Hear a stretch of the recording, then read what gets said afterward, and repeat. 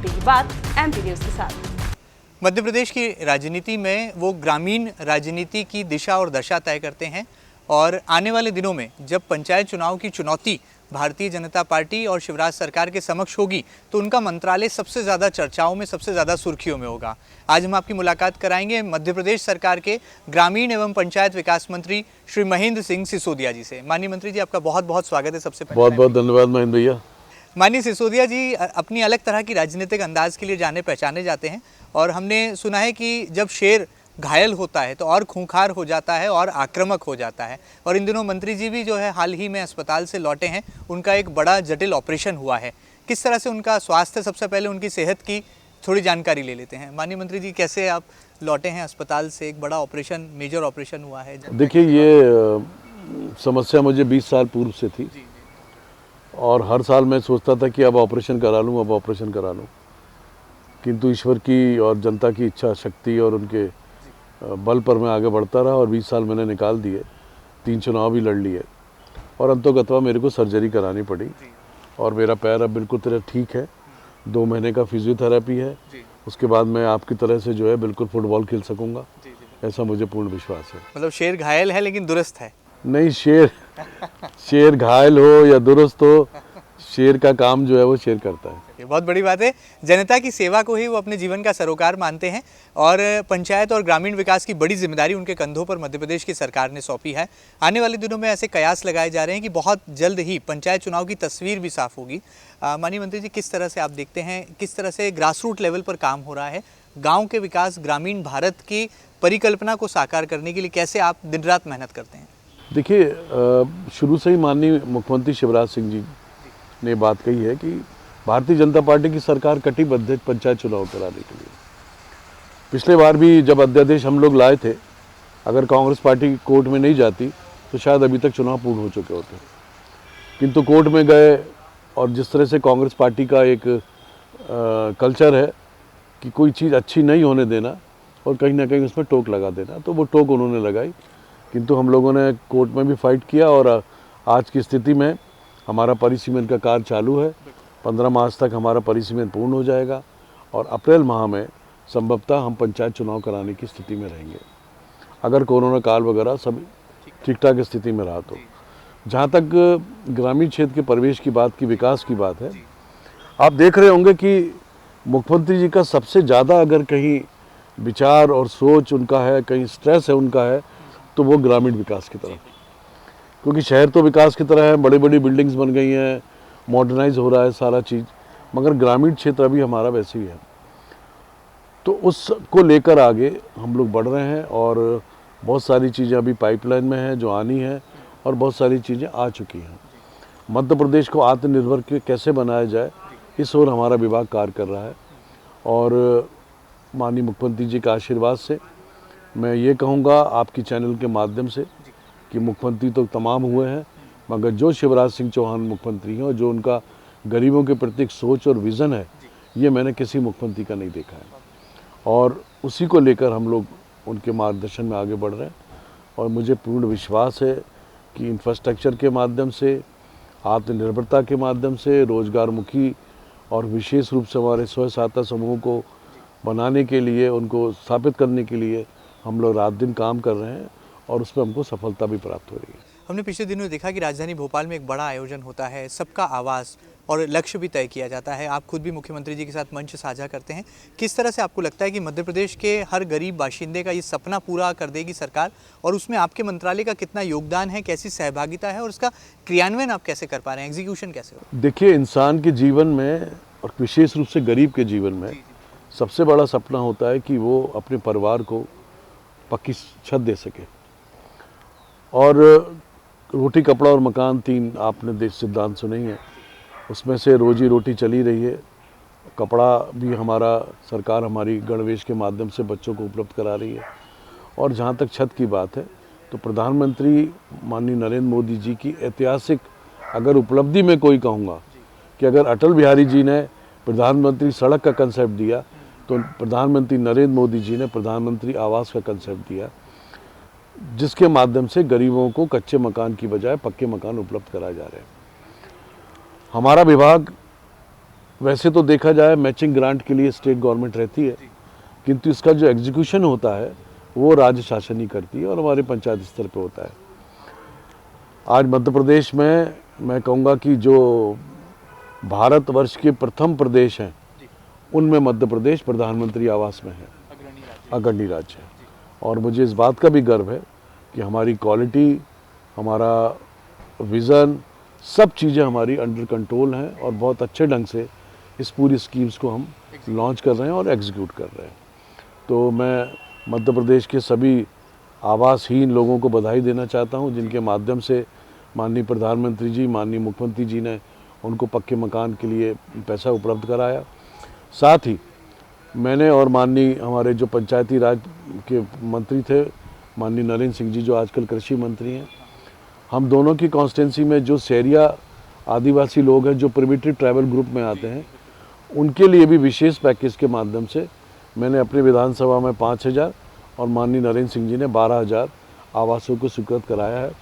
तो वो जो गरीब का सपना था, जो झोपड़ियों में रहते हैं, उनको पक्के मकान में हम चंद महीनों में ही देखने को मिलेगा और निश्चित रूप से इससे हमें आत्मसंतुष्टि मिलती है और आत्मनिर्भर भारत और आत्मनिर्भर मध्य प्रदेश की ओर हम लोग आगे बढ़ रहे हैं, ऐसा हमको प्रतीत। बहुत बड़ी बात है। प्रधानमंत्री आवास योजना एक बड़ा सुनहरा सपना साकार करने जा रही है सरकार, और जिस तरह से माननीय मंत्री जी बता रहे हैं कि इसके क्रियान्वयन को लेकर वो लगातार मॉनिटरिंग भी कर रहे हैं और उम्मीद की जा सकती है कि मध्य प्रदेश के हर गरीब व्यक्ति के ऊपर पक्की छत होगी, ऐसा सपना सरकार साकार करेगी। मंत्री जी, हमने देखा बहुत संवेदनशील भी हैं। जब पिछले दिनों आप अस्पताल में भर्ती थे और आपको अचानक से पता लगता है कि आपके विधानसभा के कुछ मजदूर हैं और ख़ासतौर पर वो आदिवासी समुदाय से आते हैं, आपने उनकी पीड़ा को न केवल जाना बल्कि आपके प्रतिनिधि मौके पर पहुंचे, उनकी मजदूरी, उनका मेहनताना नहीं मिल पा रहा था, उसकी आपने प्रबंध किया और कई बार वीडियो कॉल्स के जरिए भी आप जनता से रूबरू होते रहते हैं। देखिए, पहली बात तो बताऊं कि वो मेरी विधानसभा के आदिवासी नहीं थे, वो उमरिया विधानसभा के थे।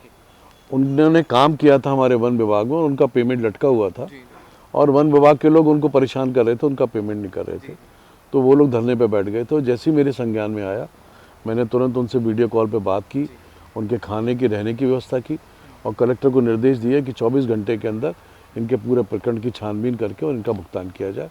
और मुझे प्रसन्नता है कि कलेक्टर ने तुरंत इसमें संज्ञान लेते हुए 24 घंटे में उसका पेमेंट उन आदिवासियों का किया। ये सब कुछ आपने अस्पताल में भर्ती रहते हुए किया? हाँ, निश्चित रूप से मुझे कोरोना हुआ था और जैसी संज्ञान में आया मैंने तुरंत कार्रवाई की। और जनप्रतिनिधि का ये कर्तव्य होता है कि वो किसी भी स्थिति में, परिस्थिति में ना हो, अगर उसके ऊपर बारिश और ओले भी पड़ रहे हैं, मगर अपनी जनता अगर परेशान है तो उस जनता के लिए उसको सदैव तत्पर रहना चाहिए और किसी भी हाल में हो उसको मदद करते रहना चाहिए। माननीय मंत्री जी, एक सवालों में जहन में था कि अब कांग्रेस के जो तमाम कार्यकर्ता या जो नेता थे जो द्वितीय श्रेणी में आते थे, अब उनको भी आप भारतीय जनता पार्टी में ले आए हैं और जो दिग्विजय सिंह जी का जो किला कहा जाता था सियासी तौर पर राघोगढ़, अब वहाँ पर भी सेंधमारी, गुना में खास तौर पर पिछले दिनों आपने महाराज की उपस्थिति में बड़ा एक जो है चेहरा भारतीय जनता पार्टी में शामिल कराया। देखिए, कांग्रेस पार्टी मध्य प्रदेश में अब बची कहाँ है? वही चेहरे हैं जो रिटायरमेंट की ओर हैं, सेकंड लाइन कोई तैयार नहीं है। जीतू पटवारी, अरुण यादव जैसे लोग हैं, जो पोटेंशियल जिनमें दिखता था वो भी सब बैकफुट पे हैं, क्योंकि हमारे कांग्रेस पार्टी में दो नेता, माननीय कमलनाथ जी, माननीय दिग्विजय सिंह जी ऐसे हैं जो किसी को फ्रंट में आने नहीं देंगे। और जब भी फ्रंट में आएंगे, ये बैकफुट पे जाएंगे तो इनके बेटे फ्रंट में आएंगे। तो बाकी जो कांग्रेस के नेतागण हैं, जो बेचारे नीचे से उठकर संघर्ष करके ऊपर तक पहुंचे हैं, उनके साथ निश्चित रूप से उनके फ्यूचर पे कुठाराघात होगा। और यही समझकर, यही सोच के साथ कांग्रेस पार्टी में भगदड़ मची हुई है और लोग भारतीय जनता पार्टी में आने आतुर हैं। और सबको मालूम है कि 2023 के आम चुनाव में भी मध्य प्रदेश में बीजेपी की सरकार बननी है और केंद्र में भी प्रधानमंत्री नरेंद्र मोदी जी की सरकार बननी है। तो डूबते जहाज में कोई मूर्ख ही होगा जो बैठेगा। चलिए, बहुत बड़ी बात है। यहाँ पर सियासी तौर पर एक निशाना भी साध रहे हैं मंत्री श्री सिसोदिया जी और बातों ही बातों में दिग्विजय सिंह और कमलनाथ को भी जो है नसीहत दे रहे हैं। हम देख रहे हैं कि मध्य प्रदेश के पॉलिटिकल कैनवास में ज्योतिरादित्य सिंधिया जी बहुत दिनों से दूर हैं, गायब हैं। जब से केंद्र में मंत्री बने हैं तब से वो अलग अलग राज्यों पर केंद्रित हैं, नागरिक उड्डयन मंत्रालय की तमाम योजनाओं पर काम कर रहे हैं, लेकिन मध्य प्रदेश की सियासी सक्रियता थोड़ी कम नजर आ रही है। क्या आप भी मानते हैं? देखिए, माननीय सिंधिया जी को जब भी आपने सुना होगा, हमेशा एक शब्द वो बोलते हैं कि जो जिम्मेदारी पार्टी और सरकार मुझे देगी उसको मैं निभाऊंगा। जब उनके पास पद नहीं था तो सब जगह घूमते थे, मगर जब माननीय प्रधानमंत्री जी ने विश्वास के साथ एक ऐसा मंत्रालय जो पूरी तरीके से ध्वस्त हो चुका था उसको रिवाइव करने के लिए माननीय सिंधिया जी को उस विभाग का प्रभार सौंपा, तो सिंधिया जी का एक ही लक्ष्य हो गया, वो है सिविल एविएशन मिनिस्ट्री। और जब तक वो उसकी ऊंचाइयों तक नहीं पहुंचा देंगे, उनकी आदत है वो चैन से नहीं बैठेंगे। जहाँ तक मध्य प्रदेश की बात है, मैं आपको बताऊं कि सियासत से भले ही वो दूर हो गए हों, मगर उनकी कनेक्टिविटी आज भी मध्य प्रदेश के विधायकों से, भारतीय जनता पार्टी के कार्यकर्ताओं से और क्षेत्र की जनता से उनकी सतत कनेक्टिविटी बनी हुई है। जहाँ तक विकास की बात है, चाहे आप भोपाल देख लें, चाहे आप ग्वालियर देख लें, चाहे जबलपुर देख लें, चाहे इंदौर देख लें, इंदौर और भोपाल के बीच में तो इंटरनेशनल एयरपोर्ट बनने का पूरा लॉन्च चल रहा है। तो सिंधिया जी में काम करने की एक ललक है, उनका एक विज़न है, और मैं समझता हूँ कि नई पीढ़ी में सिंधिया जी का टक्कर का व्यक्ति पूरे देश भर में मिलना मुश्किल है। क्या लगता है आपको आने वाले दिनों में किस तरह से राजनीति जो है नए, क्योंकि कहा जा रहा है कि नई पीढ़ी का पदार्पण भी हो रहा है, भारतीय जनता पार्टी नवाचार कर रही है, बूथ स्तर तक जा रही है, और ये जो घर घर जाकर अभियान एक शुरू हुआ है, कांग्रेस ने भी घर घर जाने का नारा बुलंद किया है, क्या लगता है ये कौन बाजी मारेगा इसमें? देखिए, बाजी मारने की बात नहीं है इसमें। भारतीय जनता पार्टी का अगर आप ट्रेडिशन उठा के देखें और कल्चर उठा के देखें तो भारतीय जनता पार्टी तो 365 दिन ही कार्य करती है। कांग्रेस तो कॉपी करती है।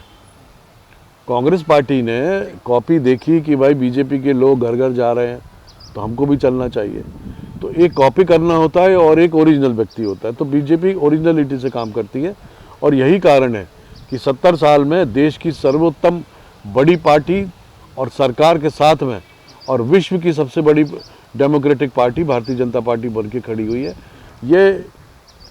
यही चीज़ है कि घर घर घूमना, जनता को अपने साथ समेटना और देश की जो परिस्थितियां हैं उसके अनुकूल काम करना, इसीलिए भारतीय जनता पार्टी आज शीर्ष स्तर पर पहुंची है। बतौर राजनेता 5 राज्यों में विधानसभा चुनाव हो रहे हैं, सबसे ज़्यादा हल्ला यूपी को लेकर है।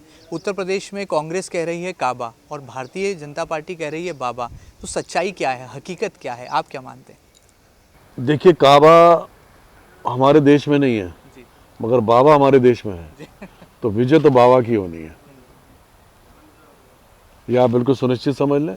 कोई कुछ भी कहे, उत्तर प्रदेश में बाबा योगीनाथ का डंका पूजना है, माननीय प्रधानमंत्री जी का डंका पूजना है, और भारतीय जनता पार्टी की सरकार बनना सुनिश्चित है। आखिर में जाते जाते, चूंकि पंचायत मंत्री हैं, मंत्रालय आपके पास है, कब तक पंचायत चुनाव हो जाएंगे? क्योंकि आज भी जो है गाँव की राजनीति कहा जाता है अधूरी सी है, और ये कोविड काल ने जो है सरपंचों को एक एक्सटेंशन ज़रूर दिया, लेकिन विकास का पहिया ठप्प पड़ा। देखिए, मैं आपको पहले बोल चुका हूँ कि हमारी सरकार कटिबद्ध है कि पंचायत चुनाव कराना है, और अगर आप देखेंगे तो प्रोसेस में परिसीमन स्टार्ट हो गया। परिसीमन के बाद इधर ओबीसी आरक्षण की प्रक्रिया भी चल रही है। ये सब कंप्लीट होते ही पंचायत के चुनाव घोषित कर दिए जाएंगे। घोषित है ही चुनाव, अप्रैल के माह में मेरे संभवतः ये चुनाव हमारे कंप्लीट हो जाएंगे। और अगर अकेले पंचायतों के नहीं बल्कि नगरीय निकाय के चुनाव भी कराने के लिए पार्टी कटिबद्ध है। आखिर में जाते जाते मध्य प्रदेश की 7.5 करोड़ जनता को क्या संदेश होगा माननीय पंचायत एवं विकास कल्याण मंत्री महेंद्र सिंह सिसोदिया जी को? जनता के नाम क्या? मेरा जनता के नाम यही संदेश है कि मेरे भाइयों, मध्य प्रदेश को खुशहाल बनाना है, मध्य प्रदेश को आत्मनिर्भर बनाना है, और ये सब काम तभी संभव होंगे जब जनता का पार्टिसिपेशन सरकार के साथ रहेगा। और ऐसा मुख्यमंत्री माननीय शिवराज सिंह जी चौहान जैसा मुख्यमंत्री मैं नहीं समझता कि पूरे देश भर में कोई होगा। हम सबको मिलकर भारतीय जनता पार्टी के साथ खड़े रहना है, कंधे से कंधा मिला के चलना है, और माननीय शिवराज सिंह जी चौहान को पुनः 2023 में मध्य प्रदेश की बागडोर देकर पुनः मुख्यमंत्री स्थापित करना है। बहुत बहुत शुक्रिया हमारे साथ बात करने के लिए। तो आप थे मंत्री महेंद्र सिंह सिसोदिया। अस्पताल से ज़रूर लौटे हैं, लेकिन जज्बा और जुनून वही है, विल पावर भी वही है, इच्छा शक्ति भी वही है, और जनता के लिए सेवा का जो एक भाव है, जो जज्बा है, वो भी साफ तौर पर मंत्री जी की बातों से परिलक्षित होता है। उम्मीद करते हैं कि आने वाले दिनों में पंचायत चुनाव की तस्वीर न केवल साफ हो जाएगी, बल्कि आत्मनिर्भर भारत और आत्मनिर्भर मध्य प्रदेश का सपना जो सरकार देख रही है वो ज़रूर से साकार होगा, और अंतिम पंक्ति में खड़े हुए हर व्यक्ति को जो है विकास का लाभ सरकार दे पाएगी। फिलहाल वीडियो जर्नलिस्ट अरुण यादव के साथ महेंद्र सिंह, एमपी न्यूज़, भोपाल। करोड़ों दर्शकों का मिल रहा साथ, एमपी की बात एमपी न्यूज़ के साथ।